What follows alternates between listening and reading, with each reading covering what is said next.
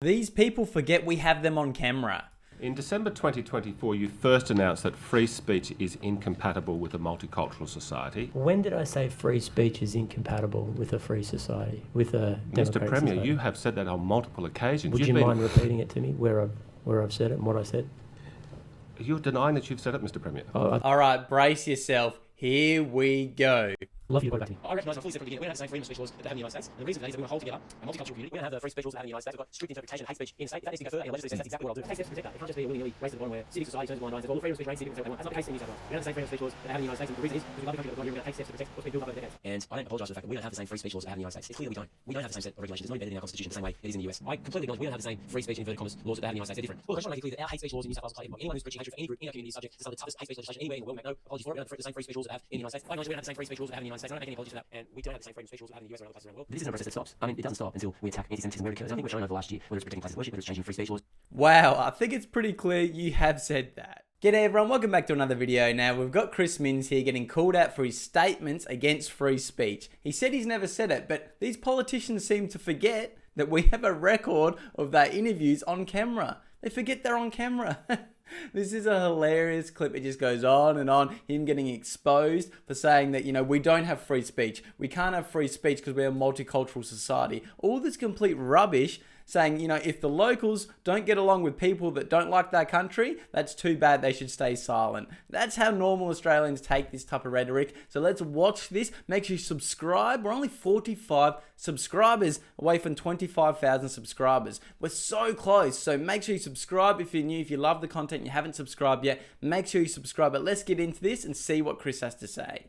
In December 2024, you first announced that free speech is incompatible with a multicultural society. You've reiterated that doctrine, which I'll call the Minns doctrine, at least 4 times. Now, you have studied the humanities in the University of New England and at Princeton in the US. So I'm curious to know, which great political theorist from history did you get the Minns doctrine from? When did I say free speech is incompatible with a free society, with a democratic Mr. Premier, society? you have said that on multiple occasions. Would you mind repeating it to me, where I've said it and what I said? Oh, we can. You're denying that you've said it, Mr. Premier. I'd love for you to quote it back to me. I recognise, and I've fully said from the beginning, that we don't have the same freedom of speech laws that they have in the United States. And the reason for that is that we want to hold together a multicultural community. We don't have the same free speech because we want multiculturalism. Because people that come here that hate our country and Australians speak up against them, we've got to silence them. the free speech rules that they have in the United States. We've got strict interpretation of hate speech in the state. If that needs to go further in a legislative sense, that's exactly what I'll do. We have to take steps to protect that. It can't just be a willy-nilly race to the bottom where civic society turns a blind eye and says, well, look, freedom of speech reigns here, people can say what they want. That's not the case in New South Wales. We don't have the same freedom of speech laws that they have in the United States, and the reason is because we love the country that we've got here and we're going to take steps to protect. The saddest part of this whole thing is that Australians don't have free speech. If you're a left-wing lunatic that hates the country, you've immigrated here and you hate Australia, you don't seem to get reprimanded. You don't seem to get in trouble for saying anything against Australia. It's been built up over decades. And I don't apologise for the fact that we don't have the same free speech laws that they have in the United States. It's clear that we don't. We don't have the same set of regulations. It's not embedded in our constitution the same way it is in the US. I completely acknowledge we don't have the same free speech in inverted commas laws that they have in the United States. They're different. Well, look, I just want to make it clear that our hate speech laws in New South Wales apply to everybody. Anyone who's preaching hatred for any group in our community is subject to some of the toughest hate speech legislation anywhere in the world. But if you mourn terrorists and support them, that's not hate speech. You're fine to do that in Australia. This is why people get so sick of these politicians, because it's such a double standard. It's such a double standard. No apologies for it. We don't have the same free speech rules that they have in the United States. I acknowledge that we don't have the same free speech rules that they have in the United States, and I don't make any apologies for that. Imagine running your campaign on, we don't have free speech, we're not going to have free speech, we're going to have stricter speech laws. Good way to lose the vote.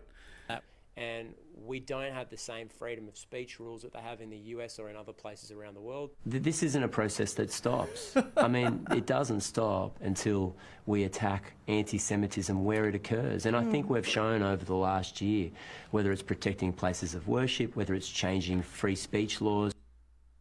That was shocking. I haven't seen them do anything to combat real hate speech. All I see them out there doing is criticising the far right, which is the normal common sense Australian. That's all they seem to go out there and do. They don't seem to call out actual radicals that do shootings on beaches. They don't seem to say anything about that. They don't seem to call out, people mourning an Islamic dictator of Iran, having visuals for him for 3 days and celebrating him, saying he was a great scholar. They don't call out that type of speech and spreading that through our communities. It's just so weird that this happens, and it just goes on and on and on. So the Australian government just looks like a complete joke here. The Premier of one of our biggest states, Sydney, if you're watching from around the world, that's the state the Sydney Opera House, all that stuff. You got people out there bragging who run it, saying, we don't have free speech. We don't need free speech. We have multiculturalism. If Australians don't like people that come here that hate them, they can shut up and get arrested.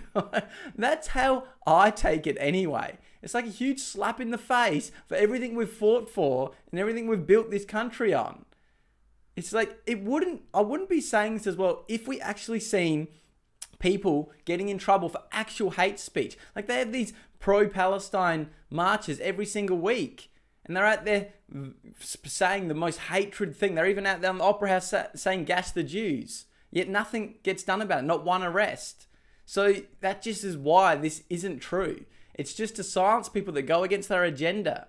In my opinion, that's all they do. That's all they do. But let me know what you think about this. Comment down below. Like I said, subscribe. We're so close. We might even get there after this video, hopefully. So keep smashing that. Check out my Instagram. Join to be a member next to the subscribe button if you want videos early and show some extra supports. And we do live streams. We normally do them at night around 7, 8 p.m. So make sure you join them. We do them nearly every day. So make sure you join them if you want to, join the community and talk about videos like this live and give your own opinion. I'd love to see you there and see what you think of these videos. Anyway, I'll see you in the next one. Keep speaking up for Australia. When did I say free speech is incompatible with a free society, with a democratic Mr. Premier, society? you have said that on multiple occasions. Would you mind repeating it to me, where I've said it and what I said?